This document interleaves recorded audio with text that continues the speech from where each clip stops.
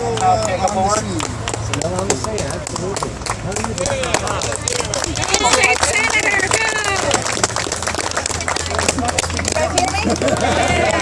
First, I want to thank all of you for coming out this morning. I'm joined by my colleagues, Assemblywoman Nicole Malitakis and Council Member Jimmy Otto.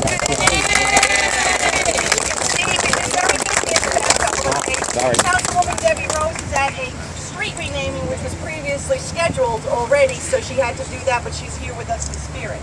Like many of you, we were very distressed, not just as elected officials, but as Staten Islanders, and for myself and Nicole in particular, as neighbors. I live around the block from Mount Manresa. Nicole lives down the street. We were very concerned about what we saw as the loss of this beautiful site that everyone realizes is a treasure in Staten Island. But we were also kind of frustrated because at the end of the day, the attitude was it's private property and the Jesuits have a right to sell their property. They have a right to make a profit, just as we all do on the houses that we own. And we kind of thought it was a lost cause. But you all kept this alive. You collected signatures, you did research, you pointed us in the right direction. And in the past few days, we were able to do a few things. And we believe that we have an opportunity now, if not to shut this down, to slow it down enough so we can make the case. Yay!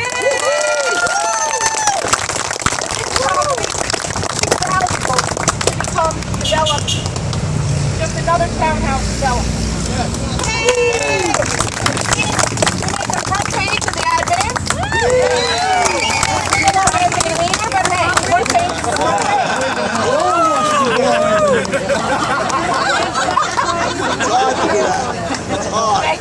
Thank you.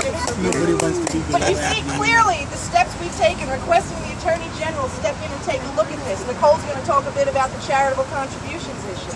We've discovered that there are multiple deeds on this property, and we have two attorneys, by the way, working on their own, and Barbara Sanchez is working with them, Dan Murata and Karen who are pouring over every one of these deeds to see whether or not there are restricted deeds, and we believe there are several on this property. We believe that the outzoning that took place in 2003 should have covered Mount Manresa, and it didn't, and we're going to find out why, and we're going to get help from Jimmy and Debbie to make sure it does.